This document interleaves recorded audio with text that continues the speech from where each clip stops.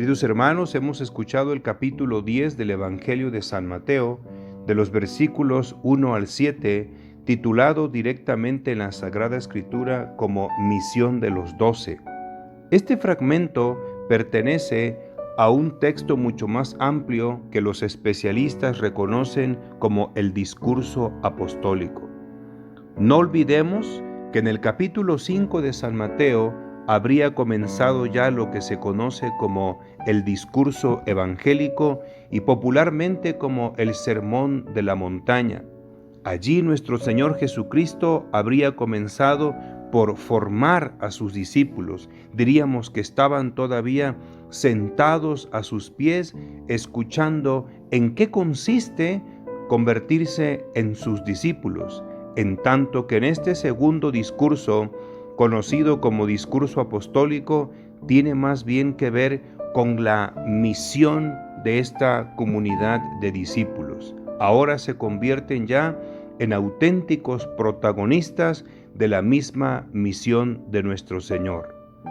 Recordemos, en el texto del día de ayer, nuestro Señor Jesucristo, de acuerdo al capítulo 9 de San Mateo, versículo 36, y al ver a la muchedumbre, sintió compasión de ella porque estaban vejados y abatidos como ovejas que no tienen pastor. Contemplar a la gente, ansiosa de conocer la palabra y de tener una experiencia de encuentro con Dios, movió el corazón a nuestro Señor Jesucristo y le pidió a los discípulos en ese versículo 38, «Rogad pues al dueño de las mies que envíe obreros a sus mies». Tener obreros, en este término metafórico que hace referencia a los discípulos y apóstoles, no surgen dentro de la iglesia como resultado de programas sociales, sino que la naturaleza de una vocación y de una misión es, en esencia, un acontecimiento de gracia y sobrenatural, porque se trata de que el mismo Señor es el que pone su mirada y llama a aquellos que Él quiere, como dice capítulo 3 de San Marcos en el versículo 13, subió al monte y llamó a los que Él quiso. Así está confirmado en el Evangelio de San Juan, en el capítulo 15, en ese versículo 16, no me habéis elegido vosotros a mí, sino que yo os he elegido a vosotros.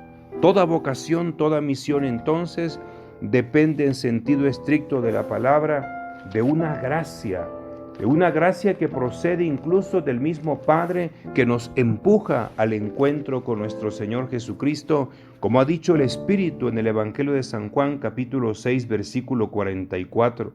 Nadie puede venir a mí si el Padre que me ha enviado no lo atrae. Una vez que Jesús les pide a sus discípulos que rueguen, es decir, que hagan plegarias y oraciones al Padre para que suscite estas vocaciones, comenzamos con ese capítulo 10, versículo 1, y dice la palabra: y llamando a sus 12 discípulos, allí indiscutiblemente aparece ese verbo vocacional griego, kaleo, que se traduce al castellano efectivamente por llamar, y necesariamente nosotros nos ponemos en sintonía con aquel primer relato vocacional cuando Jesús comenzó su misión evangelizadora. Capítulo 1, versículo 17, Jesús les dijo: venid conmigo y os haré llegar a ser pescadores de hombres. Marcos 1, 17. Al instante, dejando las redes, lo siguieron. ¿Es nuestro Señor? Insistimos una vez más, quien pone la mirada en la persona y es el que llama, es el que convoca, el verbo griego kaleo. El otro término importante que hay que resaltar, porque se trata de una terminología técnica que la iglesia primitiva reconoció, que en griego se dice dodeca, es decir, se refiere en sentido estricto de la palabra a la comunidad de los 12 apóstoles, quienes se convirtieron en testigos fundamentales de la proclamación del Evangelio, columnas de la verdad en la que fue edificada la iglesia. Y nos dice el Espíritu Santo a través de la pluma de San Mateo qué es lo que ellos van a realizar. Nos dice el texto: les dio poder sobre los espíritus inmundos para expulsarlos y para curar toda enfermedad y toda dolencia. Notemos que se trata de continuar en esencia con la misma misión y tarea de nuestro Señor Jesucristo. Esta comunidad de discípulos, los 12, los 12, no pueden hacer otra cosa en esencia que lo mismo que hacía el Maestro. Se convierten en ese sentido como una especie de réplicas de nuestro Señor Jesucristo, en sus brazos, por medio de los cuales nuestro Señor seguirá realizando esta tarea de la proclamación del reino de Dios y de la expulsión de los espíritus inmundos. Recordemos lo que el Espíritu Santo nos dice en Mateo capítulo 9, versículo 35. Jesús recorría todas las ciudades y aldeas enseñando en sus sinagogas, proclamando la buena nueva del reino y sanando toda enfermedad y toda dolencia. Esta es la naturaleza de la comunidad apostólica, es decir, ser réplicas y continuar con el mismo oficio y misión de nuestro Señor. Recordemos, el verbo didáskale, enseñar, el verbo kerizomai, proclamar, y el verbo therapeuo, que es curar. Esa es en esencia la misión de la iglesia, que no puede ser otra cosa que continuar con la misma tarea de nuestro Señor Jesucristo. Enseguida vienen los nombres de los 12 apóstoles, y en primer lugar nos dice el evangelista está Simón, a quien nuestro Señor Jesucristo rebautizó cambiando su nombre por Cefas, es decir, roca. No perdamos de vista lo que Jesús va a hacer sobre él en aquel capítulo 16 del Evangelio de San Mateo, en el versículo 18. Tú eres roca y sobre esta roca edificaré mi iglesia. Notemos que San Mateo muy intencionalmente quiso poner a San Pedro a la cabeza de la comunidad apostólica para resaltar la primacía y el liderazgo que tenía este apóstol ya desde la antigüedad cristiana. Pero también al final aparece siempre el nombre del traidor en ese versículo 4 donde dice, y Judas Iscariote, el mismo que le entregó. Hay que observar también que aparecen siempre en pares. En este caso, Simón, llamado Pedro, y su hermano Andrés, Santiago el de Zebedeo y su hermano Juan, etc.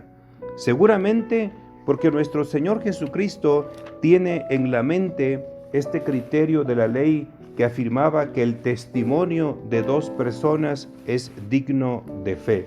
Es decir, el Evangelio se presenta en ese sentido desde el marco de la ley antigua como una proclamación verdadera, y superando también cualquier tipo de individualismo o actitudes egoístas. Siempre la proclamación del Evangelio va a ser con un sentido estrictamente comunitario y no solamente individual. Nos dice el texto, no toméis caminos de gentiles, ni entréis en ciudades samaritanos, dirigíos más bien a las ovejas perdidas de la casa de Israel.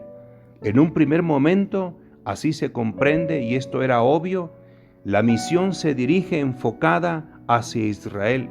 Es el pueblo de los patriarcas, es el pueblo de los profetas y de las promesas. Por eso, en un primer proyecto evangélico, se circunscribió estrictamente en torno a la comunidad israelita. Podríamos decir que la proclamación del Evangelio en su primera etapa de realización fue un proyecto estrictamente local. Y eso es obvio, porque Jesús es israelita. El acontecimiento del cumplimiento de las profecías está ocurriendo al interno de la vida de Israel. Solamente más tarde, por circunstancias que van a desarrollarse en la iglesia, se comprende que la misión es de naturaleza universal, superando y trascendiendo solamente el contexto geográfico del pueblo israelita, porque Dios quiere que todos los hombres se salven y lleguen al conocimiento de la verdad. ¿Cómo perder de vista aquella orden que encontramos al final del Evangelio de San Marcos, que tiene un carácter universal? Capítulo 16, versículo 15, id por todo el mundo y proclamad la buena nueva a toda la creación. Pero en este contexto todavía se dirigen con esa frase muy llamativa, más bien a las ovejas perdidas de la casa de Israel. Id proclamando que el reino de los cielos está cerca. Esta es el centro de la proclamación evangélica, se dice en griego basileia ton uranon, es decir, el reino de Dios. Está en plena sintonía con el arranque de la proclamación evangélica que encontramos en San Marcos capítulo 1, versículo 15. El reino de los cielos ya está cerca, el reino de Dios ya está aquí. Conviértanse y crean en el evangelio. Esta es la proclamación fundamental de todo discípulo. En un primer momento, ellos, como afirmamos antes, son discípulos porque fueron llamados por el Señor. Pero más adelante, el Señor ya los envía. Pasan de ser discípulos y se convierten en apóstoles, el verbo griego apostelo. Curad enfermos, resucitad muertos, etc. Queridos hermanos, hoy nuestro Señor Jesucristo nos está presentando esta tarea que recibió la primera comunidad de discípulos, la primera comunidad apostólica, la Iglesia en sentido estricto de la palabra. Tarea que continúa todavía vivo y vigente hasta el día de hoy y hasta el final de los tiempos. Ahora nosotros somos la nueva generación que recibimos también esta invitación de parte de nuestro Señor Jesucristo, que en algún momento de nuestra existencia, como todos los discípulos, también los miró y los llamó en primer lugar para que estuviéramos con Él y después en segundo lugar para enviarnos a predicar. Marcos capítulo 3, versículo 14. Instituyó 12 para que estuvieran con Él y para enviarlos a predicar. La experiencia entonces cristiana tiene estas dos etapas fundamentales. En un primer momento somos discípulos, tenemos la experiencia de la llamada y del encuentro con nuestro Maestro. Permanecer a sus pies para empaparnos de la experiencia de Jesús de Nazaret. Pero en un segundo momento necesariamente tenemos que salir y proclamar esta palabra porque no puede quedarse solamente con nosotros. Recordemos aquel grito entusiasta del apóstol de los gentiles: ¡ay de mí si no evangelizo! Primero discípulos y después apóstoles. Primero escuchando al Señor y después compartiendo esta palabra. La naturaleza de nuestra misión y de nuestra vocación tiene que ser efectivamente proclamando el mensaje del reino de Dios, sin quitar ni añadir nada, sino de manera fidelísima, tal y como fue entregado a la comunidad apostólica en eso que se conoce como el depósito de la fe. Y la Iglesia no necesariamente en su misión está reducida a proclamar el reino y a curar solamente expulsando espíritus inmundos, o sea, una misión estrictamente de naturaleza espiritual, que esa es en esencia su naturaleza, pero que tiene también un impacto en la cuestión social y física. Por eso dice la palabra del Señor que tienen que curar toda enfermedad y toda dolencia. Mateo capítulo 10, versículo 1. Animémonos pues a continuar con esta gran misión a la que el Señor nos ha destinado, en este contexto que podemos encontrar todavía a gran cantidad de ovejas perdidas en nuestra vida. Bendiciones a todos.